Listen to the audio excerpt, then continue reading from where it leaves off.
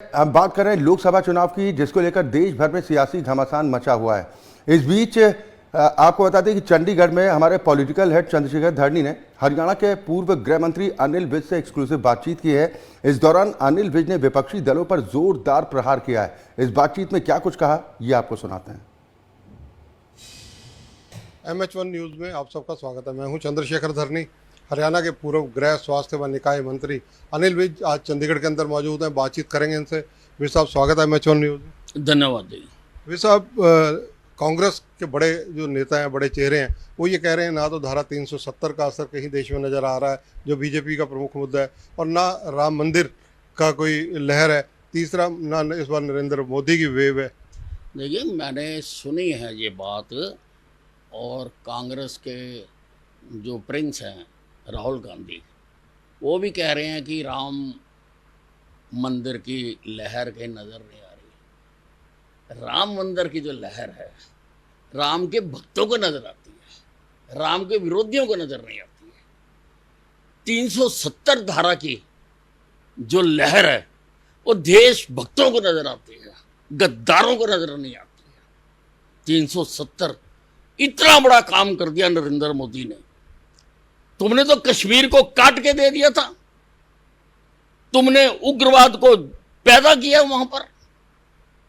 हमने धारा 370 खत्म करके, नरेंद्र मोदी ने खत्म करके, और हर जो देशभक्त है वो फक्र से नरेंद्र मोदी का आभारी है इस काम के लिए, धारा 370 खत्म करने के लिए।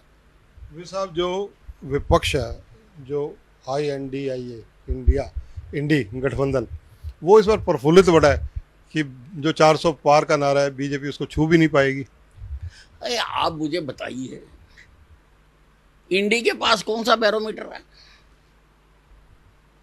जिससे वो ये बात कह रहे हैं? इंडी के पास कैंडिडेट तो फाइनल नहीं कर पा रहे, अपना कॉमन मिनिमम प्रोग्राम ये नहीं बना पा रहे।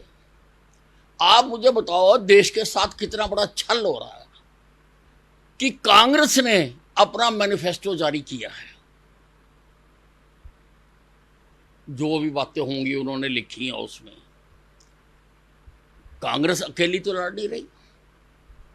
अगर कांग्रेस का पिछला देखें तो दोनों चुनाव में 50 से नीचे नीचे सीटें आई हैं। आप मुझे बताओ, लोकसभा में 543 सदस्यों की लोकसभा में 40 सदस्यों से कोई कानून बना लेगा? क्यों मूर्ख बना रहे हो?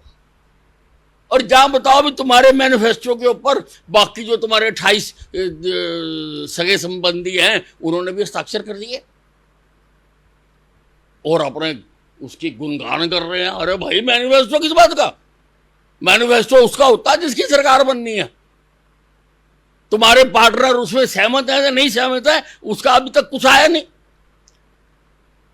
तो ये सिर्फ जो है, ये सारे जो गुमराह करने वाले लोग थे, जो थे, वो सारे इकट्ठे हुए हैं और अपनी डुगडुगी बजा रहे हैं। जब डुगडुगी बजा रहे हैं तो वो सोचते हैं कि भाई सारे ही नाच रहे हैं, जबकि लोग अच्छी तरह से समझ रहे हैं, लोगों को पता है, लोग इनको किसी हालत में भी नहीं आने देंगे। जो इन्होंने जब जब इनको मौका मिला, इन्होंने इस देश के साथ किया है।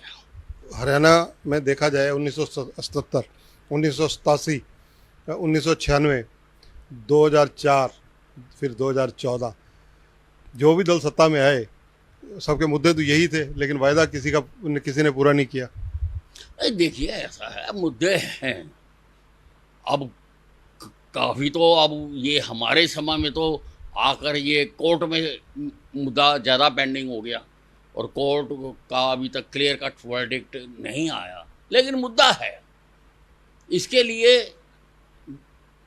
लोगों को जवाब देना ही पड़ेगा, चाहे वो कोई भी हो। भाई साहब, अगर बात की जाए हरियाणा की अलग विधानसभा बनाने की कोशिश की शुरुआत हरियाणा की सरकार के द्वारा की गई। स्पीकर ज्ञानचंद गुप्ता भी उसमें प्रयास करते नजर आए, लेकिन कहीं ना कहीं रोड़ा अटकता नजर आ रहा है। नहीं, वो तो उसमें लगे हुए हैं और काफ़ी उन्होंने बात भी की है, केंद्र में भी बात की है और उसके लिए प्रयास कर रहे हैं। साहब आप चंडीगढ़ में दो कमेटियों से जुड़े हुए हैं विधानसभा की, उनकी मीटिंग्स के लिए आते हैं।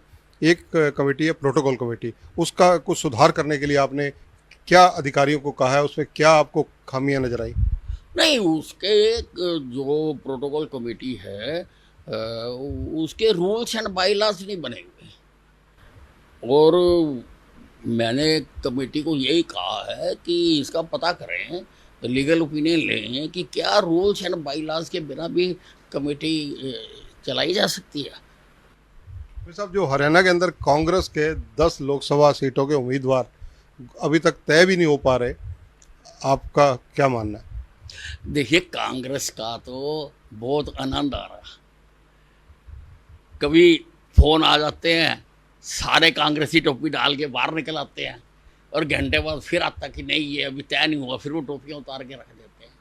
तो ये तो कोई पार्टी हो, किसी का से सिरा हो, कोई संगठन हो, ये तो उसमें होता है। जब संगठन ही नहीं है तो लड़ रहे हैं आपस में। धन्यवाद। तो देखिए, ये हैं अनिल विज, बाकी से सारी बातों का जवाब दे रहे हैं, और इसके अलावा जो वर्तमान राजनीतिक परिस्थितियां सेंटर लेवल पर हैं, कांग्रेस की हैं, उन पर भी इन्होंने तीखी टिप्पणी की है। साथ ही साथ जो कांग्रेस के लोग, इंडिया गठबंधन के लोग बीजेपी के 400 पार ना होने के दावे कर रहे हैं, उसको भी इन्होंने अच्छी तरह से धोया है। कैमरामैन अमर सिंह के साथ चंद्रशेखर धरनी, MH1 न्यूज़, चंडीगढ़।